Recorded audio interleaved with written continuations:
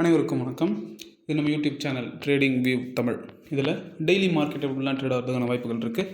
முக்கியமாக Nifty 50 daily பேசிஸில் எப்படிலாம் ட்ரேட் ஆகும், எதெல்லாம் மேஜர் சப்போர்ட் அண்ட் ரெசிஸ்டன்ஸாக இருக்குன்றதை டெய்லி வீடியோஸ் பேசிஸில் போட்டுட்ருக்கோம். ஸோ அந்த மாதிரி நேற்று ஒரு வீடியோ போட்டிருந்தோம். பட்ஜெட் வந்து இன்றைக்கி இருக்குது, ஜூலை 23 வந்து பட்ஜெட் இருக்குது.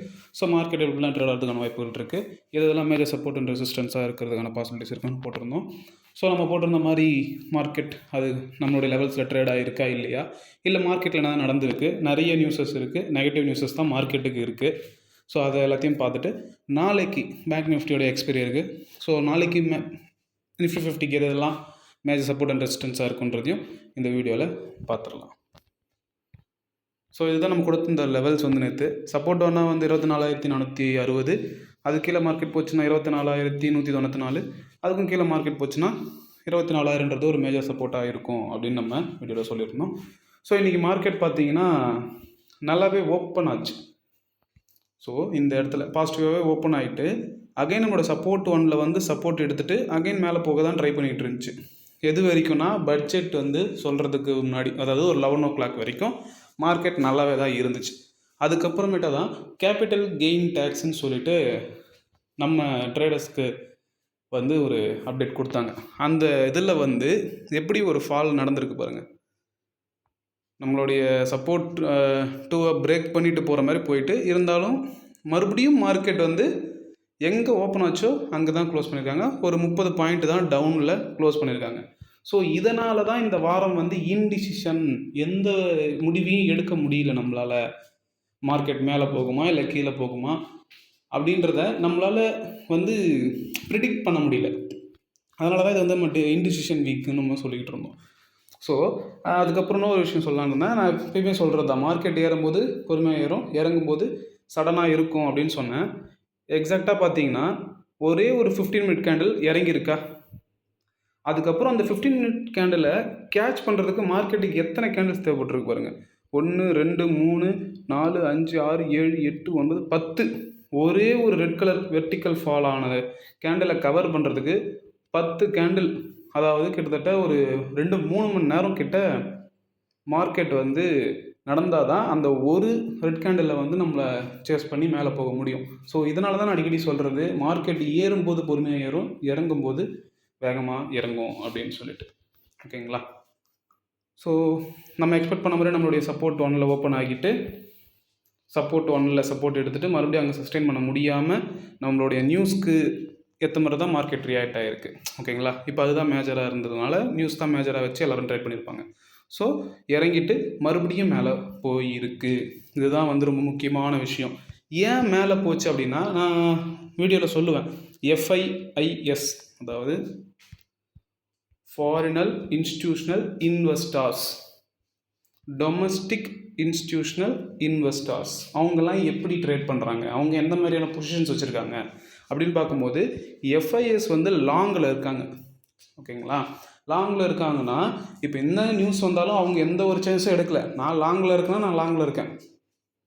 ஓகேங்களா? அதனால தான் மார்க்கெட் வந்து நியூஸுக்கு வந்து மார்க்கெட் கீழே இறங்கினாலும் FIS அப்போ அவங்களுடைய இம்பார்ட்டன்ஸ் எவ்வளோ தேவைப்படுதுன்னு பாருங்கள் நம்மளுடைய நிஃப்டி 50 மார்க்கெட்டில்.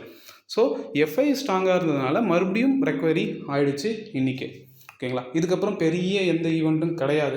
இருந்தாலுமே இந்த வீக் ஒரு இன்டிசிஷன் தான். ஸோ வெயிட் பண்ணுங்கள். இன்றைக்கி க்ளோசிங் வந்து 24,500க்கு உள்ளதாக வச்சுருக்காங்க. ஒரு 20 பாயிண்ட்ஸ் கிட்ட தான். சொல்லப்போனால் க்ளோஸ் வந்து 24,476 தான் க்ளோஸ் பண்ணியிருக்காங்க. 24,500க்கு மேலே க்ளோஸ் பண்ணலை. ஸோ இதில் இந்த மாதிரி பாயிண்ட்ஸ்லாம் நம்ம நோட் பண்ணணும். ஸோ இன்கேஸ் 24,500க்கு மேலே க்ளோஸ் பண்ணியிருந்தாங்க அப்படின்னா நம்ம சொல்லியிருக்கலாம் மார்க்கெட் மேலே போகிறதுக்கான வாய்ப்புகளும் இருக்குது, நிறையவே இருக்குதுன்னு சொல்லியிருக்கலாம். பட் அது நம்மளால் சொல்ல முடியல. இப்போதைக்கு பார்த்தீங்கன்னா நியூஸ் வந்து மார்க்கெட்டுக்கு நெகட்டிவ். ஸோ மார்க்கெட் ஃபால் ஆகிறதுக்கு தான் வாய்ப்பு இருக்குது. அப்படியே ஃபால் ஆகிறதுக்கு வாய்ப்பு இருந்தாலும் இமிடியேட் சப்போர்ட் இருக்குது. என்னடா சொல்கிற நீ, என்ன மார்க்கெட் ஃபால் ஆகுன்ற, அதுக்கப்புறம் பார்த்தா இமிடியேட் சப்போர்ட் இருக்குன்ற, அப்புறம் எப்படி ஃபால் ஆகும், மார்க்கெட் மேலே போகுமா அப்படின்னு பார்த்தா 24,500க்கு மேலே க்ளோஸ் பண்ணல, மேலே போகிறதுக்கும் வாய்ப்பு இல்லை அப்படின்ற மாதிரி இருக்குது. கொஞ்சம் கன்ஃபியூசிங்காக தான் இருக்கும். அதனால தான் இது இன்டிசிஷன் வீக். ஸோ அதனால் ஜஸ்ட் நேற்று நான் வீடியோவில் சொன்ன மாதிரி நியூஸை பாருங்கள், சார்ட்டை பார்த்துட்டு சைலண்டாக பாருங்கள், பார்த்துக்கலாம் நெக்ஸ்ட் வீக் அப்படின்றத நான் சொல்கிறேன். ஸோ நாளைக்கு வந்து மார்க்கெட்டுக்கு இது எல்லாமே சப்போர்ட் அண்ட் ரெசிஸ்டன்ஸாக இருக்குன்றத பார்த்துருவோம். ஃபஸ்ட்டு ரெசிஸ்டன்ஸாக வந்து என்னவாக இருக்கும் அப்படின்னா 24,580. அதுக்கும் மேலே மார்க்கெட் போச்சுன்னா ஆல் டைம் ஹை 24,850.